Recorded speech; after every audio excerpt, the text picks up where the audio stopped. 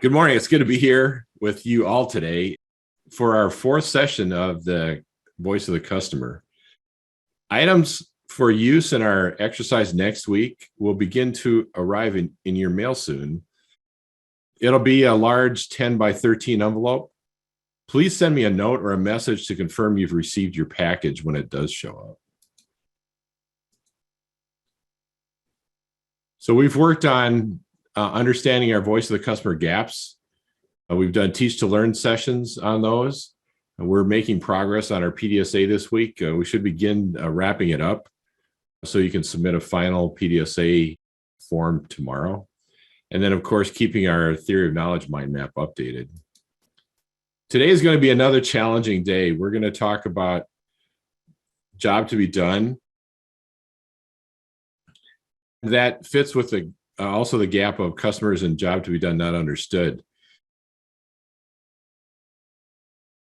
This may be one of those concepts you're going to have to come back to a few times to fully appreciate its value and its application to work that we do in relation to any customer we're working with.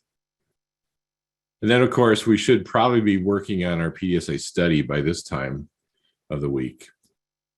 Again, our questions for PDSA work should be something along the lines of what's a test I can run and learn from today or this afternoon, meaning keep your moves simple and short so you can learn rapidly. We're going to introduce each of the gaps in this format. What is the gap? Meaning we're talking about gap number one, customers and their job to be done are not known. The description of the gap is the organization does not recognize or understand jobs to be done, or customers do not see the organization as providing a means to make progress. And then we'll show several methods to close the gap. Even though we show several of these methods, these methods don't always get discussed during the course. If you're interested in learning more about some of them, contact me, let me know, and we can have a conversation and talk more about those methods that might be of interest to you.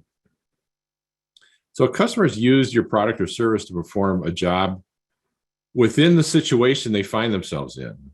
We begin to close a key VOC gap by learning about and better understanding the reasons a customer may want what you can provide. You deliver something that performs a job.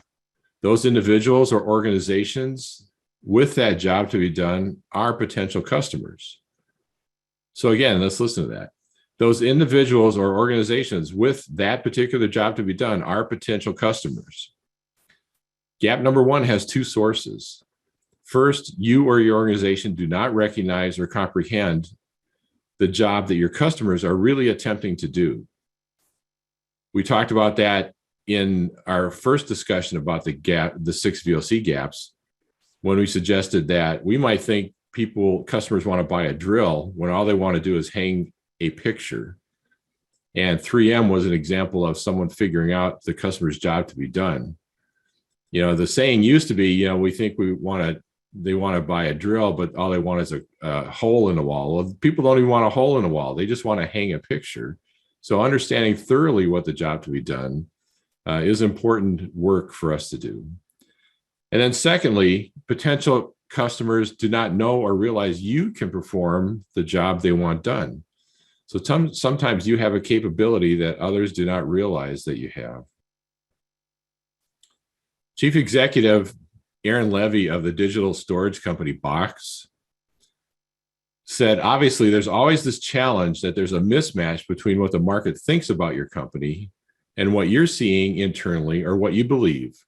The path and the vision and the path and the vision that you have, you're always trying to reduce that disconnect and have as little disparity as possible. So we're going to watch a video, and it's going to be from a story that's told in the book, How You Measure Your Life.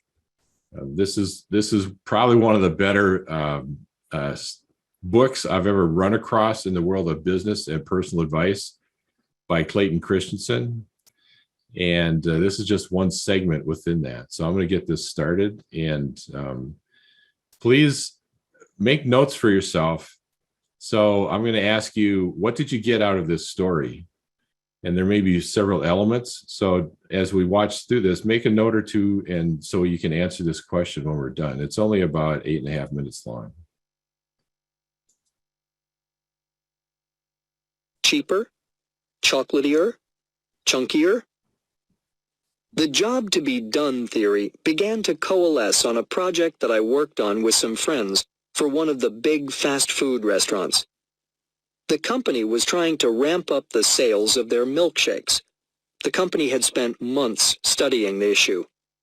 They had brought customers in who fit the profile of the quintessential milkshake consumer and peppered them with questions. Can you tell us how we can improve our milkshakes so you'd buy more of them? Do you want it chocolatier, cheaper, chunkier? The company would take all this feedback, then go off and improve the milkshake on those dimensions. They worked and worked on making the milkshake better as a result, but these improvements had no impact on sales or profits whatsoever. The company was stumped. My colleague, Bob Moesta, then offered to bring a completely different perspective to the milkshake problem. I wonder what job arises in people's lives that causes them to come to this restaurant to hire a milkshake. That was an interesting way to think about the problem. So they stood in a restaurant hours on end, taking very careful data. What time did people buy these milkshakes? What were they wearing? Were they alone? Did they buy other food with it? Did they eat it in the restaurant or drive off with it? Surprisingly, it turned out that nearly half of the milkshakes were sold in the early morning. The people who bought those morning milkshakes were almost always alone. It was the only thing they bought, and almost all of them got in a car and drove off with it. To figure out what job they were hiring that milkshake to do, we came back another morning and stood outside the restaurant so that we could confront these folks as they left, milkshake in hand. As they emerged, and in language they could understand, we essentially asked each of them, "Excuse me, can you help me understand what job you are trying to do with that milkshake?" When they'd struggled to answer this question, we'd help them by asking, "Well, think about the last time you were in this same situation, needing to get the same job done, but you didn't come here to hire that milkshake. What did you hire?" The answers were enlightening. Bananas, donuts, bagels, candy bars. But the milkshake was clearly their favorite. As we put all the answers together, it became clear that the early morning customers all had the same job to do. They had a long and boring ride to work. They needed something to do while driving to keep the commute interesting.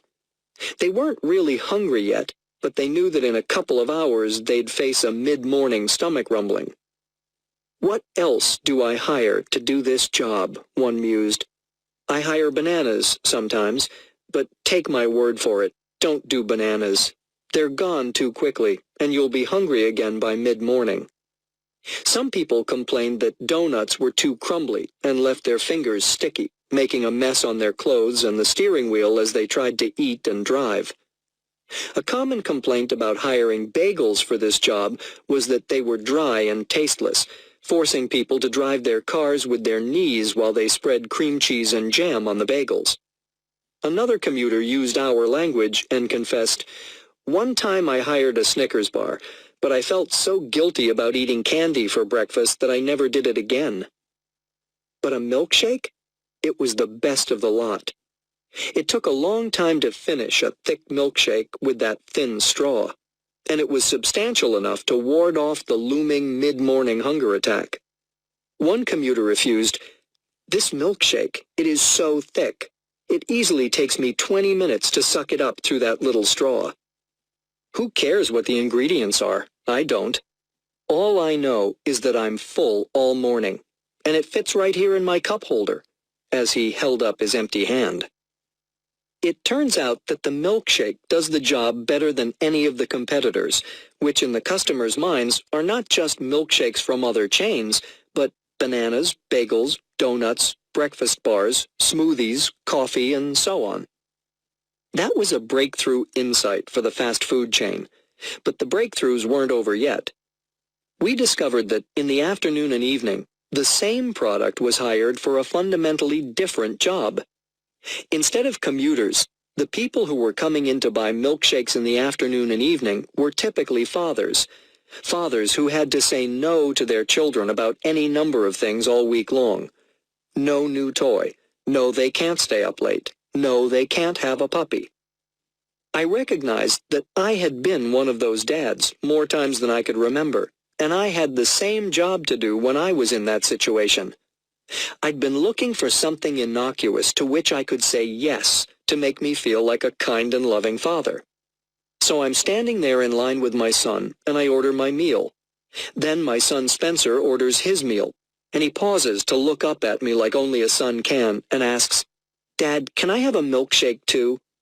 And the moment has arrived when I can say yes to my son and feel good about myself. I reach down, put my hand on his shoulder and say, "Of course, Spence, you can have a milkshake." Turns out the milkshakes didn't do that particular job at all well. When we watched those father-son tables, the dads, like me, finished their meal first. The son would then finish his, and then he would pick up that thick milkshake, and it took him forever to suck it up that thin little straw. Dads didn't hire the milkshake to keep their son entertained for a long time. They hired it to be nice. They'd patiently wait while their son struggled to make progress on the shake, but after a while they'd grow impatient. "Look, son, I'm sorry, but we don't have all night." They'd clean up their table, and the milkshake would get thrown away half-finished. If our fast food chain asked me, "So, Clay, how can we improve the milkshake so that you'll buy more of them? Thicker, sweeter, bigger?" I wouldn't know what to say, because I hire it for two fundamentally different jobs. Then, when they averaged up the responses of the key 45 to 65-year-old demographic segment that has the highest proclivity to buy milkshakes, it would guide them to develop a one-size-fits-none product that doesn't do either job well. On the other hand, if you understand that there are two different jobs that the milkshake is being hired to do, it becomes obvious how to improve the shake. The morning job needs a more viscous milkshake, which takes even longer to suck up. You might add in chunks of fruit, but not to make it healthy, because that's not the reason it's being hired. It's being hired by morning customers to keep their commute interesting. The unexpected pieces of fruit would do just that. And finally, you'd wheel the dispensing machine out from behind the counter to the front and install a prepaid swipe card so that commuters could run in, gas up, and go, and never get caught in a line. The afternoon make me feel good about being a parent job is fundamentally different. Maybe the afternoon milkshake should come in half sizes, be less thick so it could be finished off more quickly, and so on. There is no one right answer for all circumstances. You have to start by understanding the job the customer is trying to have done.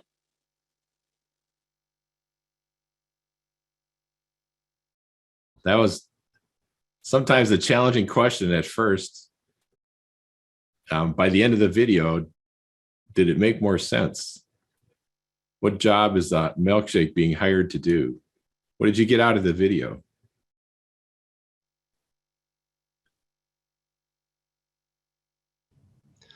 I thought it was pretty interesting that looking at it like two different ways at the different times of days for excuse me, for the morning commuters are using it for one thing, whereas like the afternoons, evenings are using it for a different thing.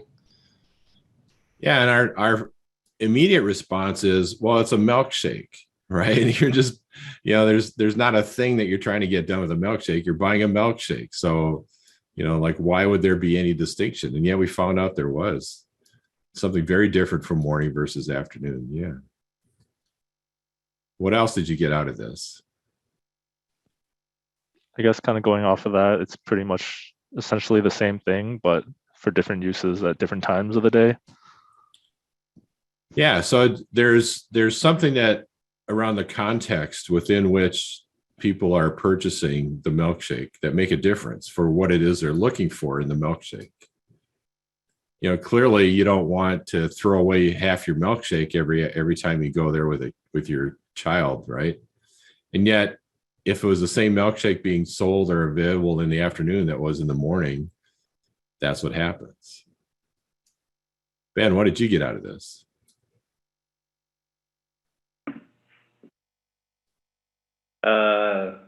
Well, I think the statement that stood out the most to me is when they said something along the lines of, if they tried to keep everybody happy, they would kind of fail at both purposes. Yeah, that's a good point. They would, if they averaged all the responses that they got, they would, what was the phrase they used? They'd have a one size fits none sort of milkshake. Yeah. So if they try to make everybody happy, they would fail everyone, which is really interesting. And sometimes when we use some types of voice of the customer data, like surveys, we end up averaging responses and produce something that really doesn't serve what's going on with the customers. So the challenge we have with this concept is it's not milkshakes that we work with in our daily work. And so we can look at this concept, we can learn about it rapidly if we pay attention to our own lives.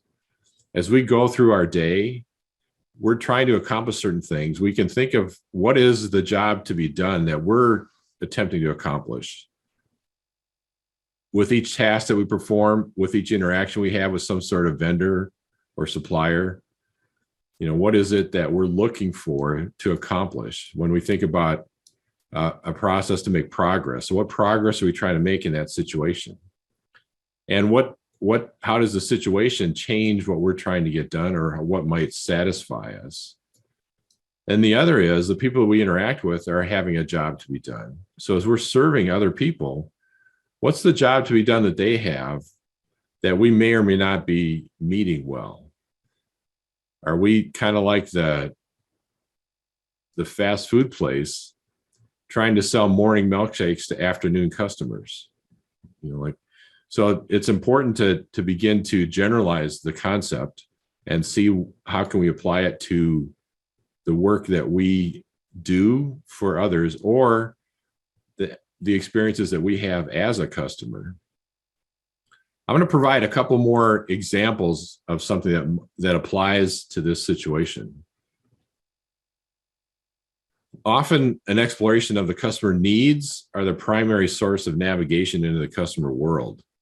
So need can be a useful concept, but it lacks the detail and specificity that's provided by understanding your customer's job to be done.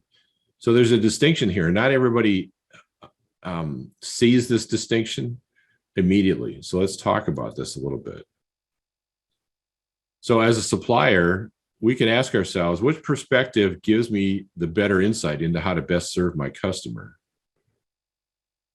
So we can ask ourselves this question, and it might provide insight for us as we attempt to better serve our customers. Here's an example. I need sustenance. Who will best help me? So here's possible suppliers: Costco, 7-Eleven, Kroger, Great China Restaurant. Now it's clear that knowing the need, I have a need for sustenance, isn't enough to make a good prediction. So if all I know is that I have a need for sustenance, who will be the best supplier? Will it be Costco, the large warehouse store? Will it be 7-Eleven, a quick in and out convenience store? Kroger, a standard grocery store or supermarket? Or a Great China Restaurant? What do we think? Can we use the need for sustenance to help us choose which supplier is best for us at this time? Something else is required, right? There's something else that's required for us to make a good choice. Now, if we look at what their job to be done is, when I have job to be done added to my map of knowledge about the territory for how to serve my customer, I see that I have a better view of their situation, context, and struggles in the moment choices are being made. Better predictions about what will delight my customer can be made, and I can design a better business. So when your customer consumes your product or service, they have a specific job to be done that includes their situation, the context, and their struggles in that moment.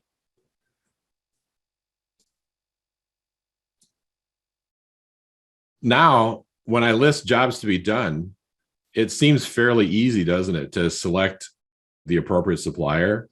If I need to get food for this week's menus, which of these possible suppliers seems to make the best choice for me?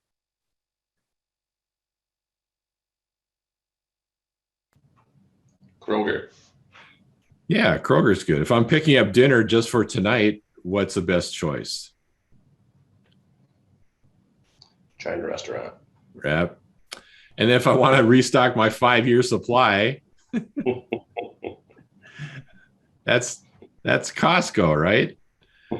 Yeah, I was on the fence between Costco and 7-Eleven. Yeah. And then grab a snack to tide me over on the commute home. Well, that's probably 7-Eleven. I went in to buy Splenda one time for Costco and realized, I have so much Splenda, I'm going to leave it to my kids in my will. All right, now here's another example. I have a need for good health and wellness. Who will best help me? So here's possible suppliers that I could be using. Which supplier is best suited to meet the needs of good health and wellness? So if I simply go by, I have a need, it's not obvious who the best supplier is. More knowledge is required to make a worthwhile prediction about that. Is my need for good health and wellness best met by an urgent care clinic or by Weight Watchers, a Sparrow Hospital, a CVS pharmacy, or ATI physical therapy? Just understanding the need isn't sufficient. When we add an understanding of job to be done, now we have an opportunity to choose. So in our circumstances, if my job to be done is deliver a baby, which of these places make the most sense to select as a supplier? At the hospital. Yeah, Sparrow Hospital makes a lot more sense. If my job to be done right now is lose weight, where would I best have this job to be done met? Weight Watchers. Yeah, Weight Watchers. Pregnancy test, CVS. CVS. Post-surgical rehabilitation. Therapy. Yeah, therapy. In fact, I just had a knee replacement. So physical therapy is exactly the place you want to go for post-surgical rehabilitation. And then minor dog bite. That's Michigan Urgent Care, right? And I've taken some people to urgent care just for that particular purpose. So, in that moment, I would not have gone to CVS pharmacy. It's obvious that, my job to be done is something much different than what CVS pharmacy can provide. The concept of what's the job to be done includes the specifics of the context and situation that a person finds themselves in. It's much narrower and more specific and much more helpful when we're looking for how do we produce improvement. So when you're looking for ideas to answer question number 3, what moves can we make that will produce improvement? The better you understand the job to be done that you're trying to meet, the easier it will be for you to come up with ideas and suggestions for moves to test. You won't be telling someone who wants to lose weight that they might try Sparrow Hospital as an alternative. Although you could, if they're desperate need of surgical help for losing weight, that's possible, but you need to understand What's their specific job to be done? So thoughts about this distinction between need and job to be done. First of all, we should ask ourselves, are they synonymous? Frequently, we talk about customer needs as if it's the same thing as job to be done. Are they synonyms? Are they the same thing? What do you notice as what's different between the two? Matt? I feel like the need is kind of like the general sense of what they're looking for, whereas the job to be done is like the more detail, like delivering a baby or losing weight. Yeah, almost everybody has a need for good health and well-being, but that doesn't help me in a particular circumstance of how do I meet a particular job to be done that somebody has, like delivering a baby. Ben, your thoughts about the distinction between need and job to be done? Yeah, it just all depends on the context. Yeah, and that's a perfect statement around that, because job to be done is wrapped up in the context, and context has many elements to it. So that's something to explore. It might be timing, it might be a social, it might be emotional, it might be physical within the work environment. So context has a lot of aspects to it. And it's a powerful influence for us to understand the distinction between job to be done and need. Michael, any thoughts on job to be done versus need? I guess going off of what we've been saying is pretty much you could have a need, but there could be a lot of jobs to be done for that need. It really depends on the context, like you said, of what you need. Yes. So this is a place to begin to find rich ideas for what moves to make. Is let's understand the job to be done. When we described the hotel customers and what their job to be done is, a lot of hotels behave as if the customer's job to be done when they arrive is to go talk to a clerk behind a desk.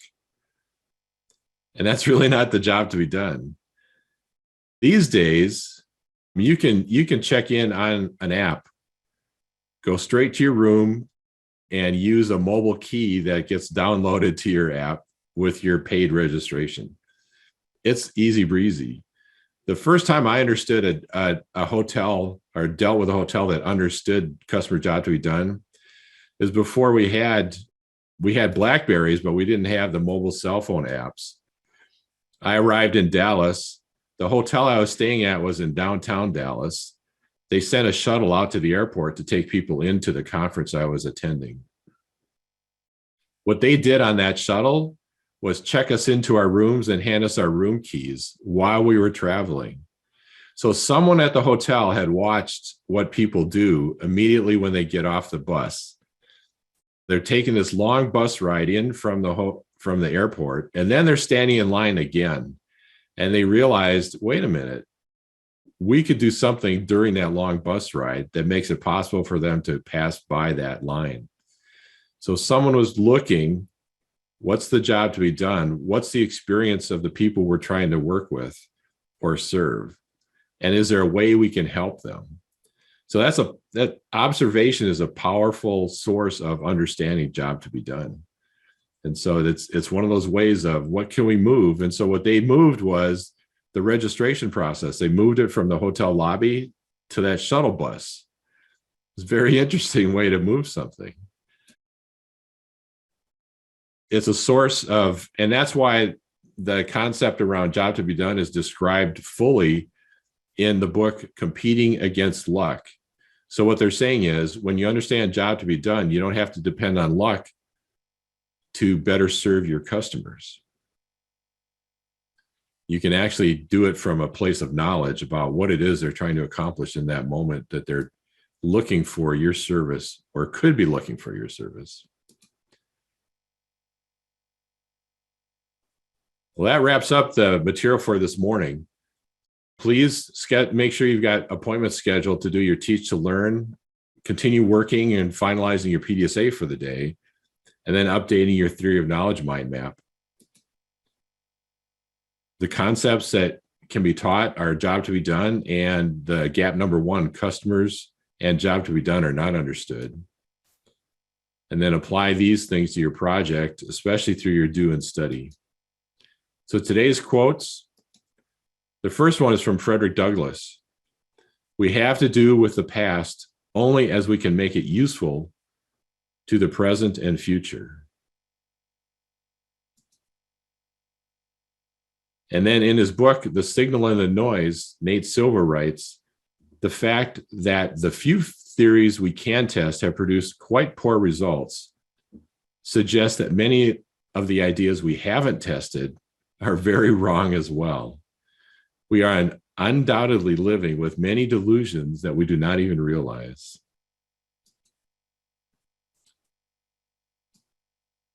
That concludes today.